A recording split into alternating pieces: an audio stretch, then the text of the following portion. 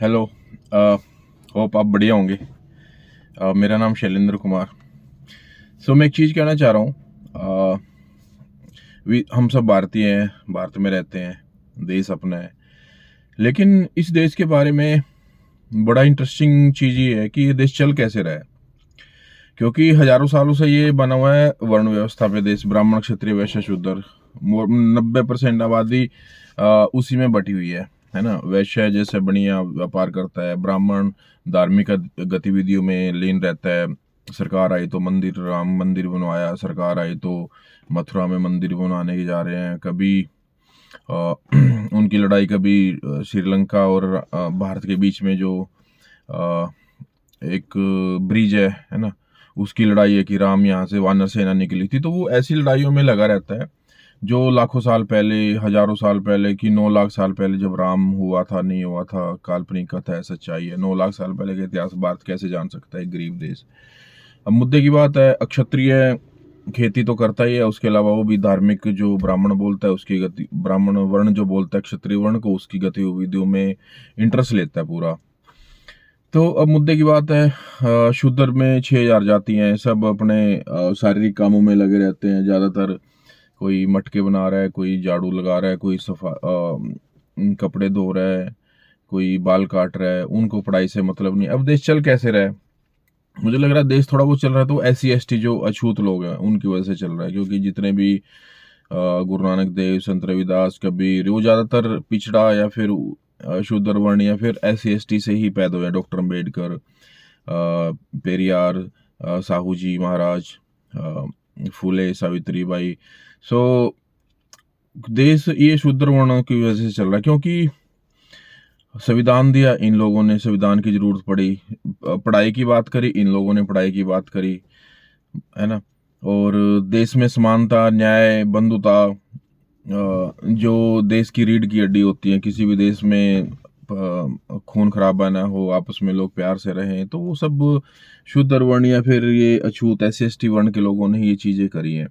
बाकी बात करते हैं हम क्षत्रिय वर्ण की, उसको न्याय व्यवस्था से फर्क नहीं पड़ रहा, उसको सामाजिक न्याय से फर्क नहीं पड़ रहा। न्यायपालिका, सुप्रीम कोर्ट, उसके निर्णयों से उसको ज़्यादा फर्क नहीं पड़ रहा है। थोड़े बहुत जैसे संजय सिंह जी हैं, सांसद हैं, बड़े शानदार तरीके से आवाज़ उठाते हैं। केजरीवाल जी हैं वैश्य वर्ण से। तो ये ऐसे बड़े मतलब गिने चुने चेहरे, जैसे महात्मा गांधी थे। लेकिन जो ये वर्ण है जिसमें करोड़ों लोगों की संख्या होती है, उनको, उन लोगों से फर्क ही नहीं पड़ रहा है कि उनके देश का कैसे मलियामेट हो रहा है, कैसे कहते हैं ना, जाए देश जाए बाढ़ में। उनको अपने धंधे से मतलब, अपनी दुकानदारी चल रही है, पैसा आ रहा है, रोजी रोटी चल रही है, उसी में पैसा अच्छा कमा लेते हैं। वो कमाते किससे हैं? देश के लोगों से ही। बाकी शूद्र वर्ण की जो जाति है और ब्राह्मण वर्ण है, वो धार्मिक गतिविधियों में, जैसे मैंने बताया, उसकी पूजा पाठ ही नहीं खत्म होती, उसके देवता नए नए प्रकट होते रहते हैं हर रोज। कभी चमत्कार करने की कोशिश करते रहते हैं, दिखाते रहते हैं ताकि उनका दान जो धंधा बढ़ जाए। अब मुद्दे की बात है कि इतने मास्टर टीचर हुए हैं मैथ के, है ना, उन्होंने एक से एक समाधान दिए, सॉल्यूशन दिए, मैथ के सूत्र दिए हैं, हल करे, लेकिन क्यों जाति का सूत्र क्यों नहीं हल कर पा रहे? अगर देश चलाना ही, देश को अच्छी चीजें देनी ही SC ST ने है, डॉक्टर अम्बेडकर ने देनी है। जो पढ़ाई बाहर से पढ़ के आए वही देश को डॉक्टर अम्बेडकर ने दी है। देश के लोग तो बाहर जाते हैं नौकरी के लिए, मजदूरी के लिए, पैसे के लिए, उनको देश में क्या हो रहा है उसको घंटा फर्क नहीं पड़ रहा है ना। और ऊपर से ये 3 वर्ण डॉक्टर अम्बेडकर को अच्छा नहीं मानते कि ये तो चौथे वर्ण में है, इसकी इज्जत नहीं करते। तो ऐसे गधों को, है ना, लीचड़, नीच, दलित, ये लोग मानसिक दलित है। एक होता है गरीब दलित जो मजदूरी करता है, जिसके जो सुविधाओं से वंचित रहता है ना। एक दूसरा दलित होता है जो कंजर है, नीच है, घटिया है, मानसिक लोगों को बेवकूफ बनाता है। जैसे बाकी के वर्ण है, कुछ वर्ण, एक ब्राह्मण वर्ण उन लोगों को बोलता है तुम लड़ो और व्यापार करो, वो लोग उनके तलवे चाटने में, उन्हीं कामों में व्यस्त है। अब बात आती है कि इस जाति से बाहर निकलने का सूत्र क्या है, तो सूत्र मैं दे रहा हूँ। सूत्र ये है कि इस ब्राह्मण वर्ण ने इन सारे वर्णों पे दहेज प्रथा थोप रखी है। दहेज प्रथा होती है जरूरत से ज्यादा पैसे खर्च करना। तो हिंदू या फिर जो ये वर्ण के जो ज्यादातर जातियां, 6,000, 95% जातियां क्या करती हैं, ये शादी में ही पैसा देखती हैं। उससे पहले इनको पैसे नहीं दिखते। और शादी में क्यों पैसे दिखते हैं? क्योंकि दहेज पे खर्च करना होता है। दहेज पे कैसे खर्च करना होता है कि एक जो घर में बहू आएगी उसके 10 बर्तन ना खरीद के 1,000 बर्तन दहेज में लेते हैं। लड़का लड़की के लिए एक डबल बेड ना बनवा के 10,000 का जिसमें पति पत्नी सोएंगे, ये कुर्सी में सोफा विदेश लेते हैं दहेज में। ऐसे मैंने अपने गांव के हरियाणा के बंधुआ मजदूर जो